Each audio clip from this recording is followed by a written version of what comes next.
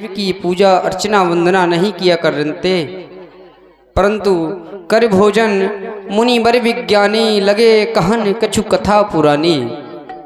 हमारे गुरुदेव भगवान हमारे पूर्वजों की कथा सुनाने में इतने मग्न हो गए कि माँ संध्या देवी की उपासना करने का ख्याल ही नहीं रहा। तभी आदेश दिया, विगत दिवस गुरु आयुष पाई, संध्या करन चले दो भाई।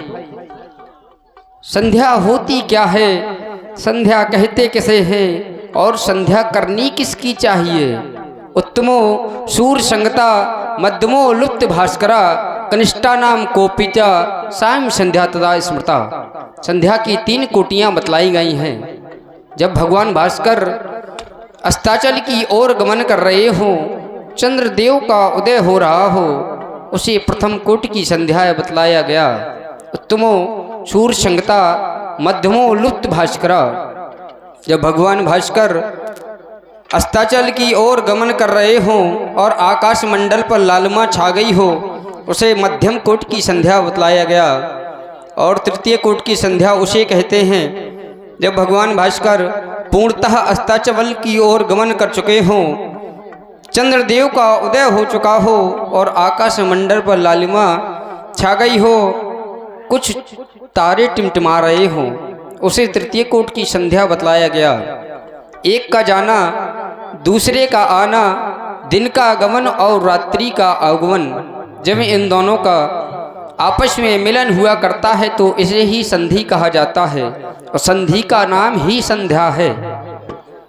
मानव प्राणी को संध्या करने से जो उससे अनजाने में पाप होते हैं वो नष्ट हो जाया करते हैं। जो अनजाने के पाप होते हैं वो नष्ट हो जाया करते हैं। चिंतामणि हमें लौकिक सुख प्रदान कर सकता है, कल्प वृक्ष वह स्वर्ग की संपत्ति प्रदान कर सकता है, परंतु जब गुरु कृपा होती है तो पराख बिंदु का साधन बन जाती है। क्योंकि बतलाया गया, गु नाम अंधकार का और रू नाम प्रकाश का। जो हमें अंधकार से प्रकाश की ओर ले जाए उसे ही गुरु कहा गया। गुरु के विषय में और भी बताया, गुरु निधि भवनिधि तरई न कोई, जो विरंच शंकर सम हुई। यह बीतने वाला दिवस सोचने के लिए वाद कर रहा है। जो भी प्राणी मानव जीवन पाकर के संध्या नहीं किया करते वो अगले जन्म में श्वान की योनि को प्राप्त होते हैं, वो कुत्ते की योनि को प्राप्त होते हैं। 84 लाख योनियों के भोगने के उपरांत जब यह मानव प्राणी पुनः मानव का जन्म लेता है और माता के उदर में कहता है कि भगवान इस नरक योनि से बाहर निकाल दो, तुम्हारा जीवन भर स्मरण नहीं भूलूंगा। भूम गिरतवा धावर पानी, जिम जीव ही माया लपटानी। जिस प्रकार से आकाश मंडल से सूक्ष्म बूंदें पृथ्वी पर गिरती हैं और पृथ्वी पर गिरने से मैली हो जाया करती हैं, उसी प्रकार यह प्राणी माता के उदर से जिस प्रकार पृथ्वी पर गिरता है तो माया में लपट जाता है और भगवान को भूल जाया करता है। भोजन करें त्रिपत हित लागी, भोजन तो उतना ही करना चाहिए जितनी आपको भूख हो, और भजन उतना करो जो आपको परमेश्वर से मिला दे। सो पतित्र दुख पावई, सिर धुन धुन पछताए, काला ही कर्म ईश्वर ही मिथ्या दोष लगाए। कोई कार्य बिगड़ जाता है तो व्यक्ति परमात्मा को मिथ्या दोष दे देता है, जब वही कार्य बन जाता है तो अपने को यश का पात्र बना देता है। मन पछताई है अवसर बीते। यदि ऐसा सुंदर समय अपने हाथों से निकल गया तो केवल पश्चाताप ही रह जाएगा। हे देवी माँ, नित्य प्रत की भांति आज भी हमारा वंदन एवं अभिनंदन स्वीकार करें मैया। अर्चना हम करें, वंदना हम करें,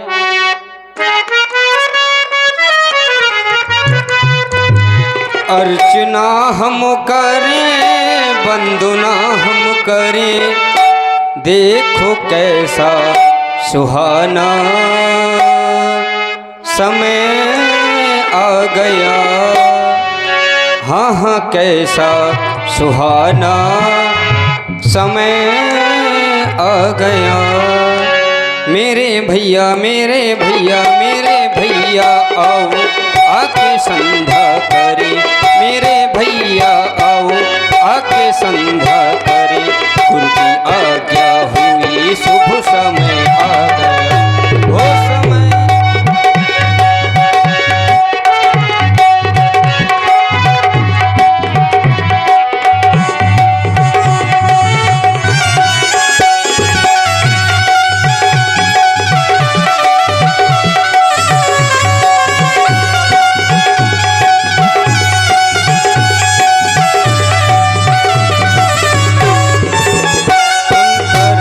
वंदना हम करें, अर्चना हम करें, वंदना हम करें, गुरु की आज्ञा हुई, शुभ समय आ गया,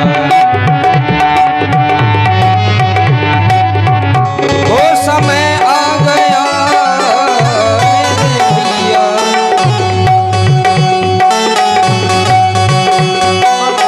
हम करें ऐसा सुंदर समय आ गया। सांसों की माला पे, सांसों की माला पे तेरा सुमरन करूं, गुरु के चरणों में जीवन समर्पित करूं, गुरु के चरणों में।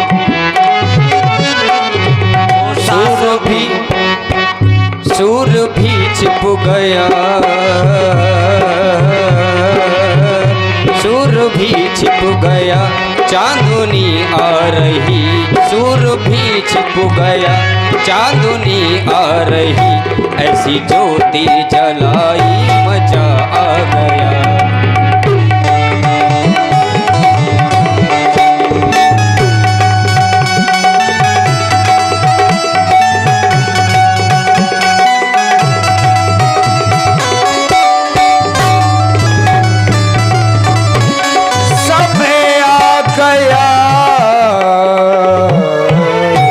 लोकाभिरामम रणरंगधीरम राजीव नेत्रम रघुवंशनाथम कारण्य रूपम करुणाक्रंतम श्री रामचंद्रम शरणम प्रपद्ये, श्री रामचंद्रम शरणम प्रपद्ये।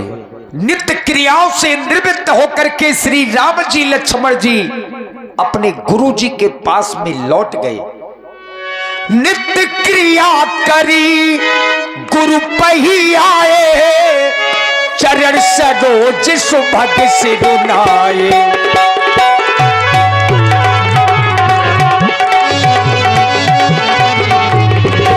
नित्य क्रिया करी गुरु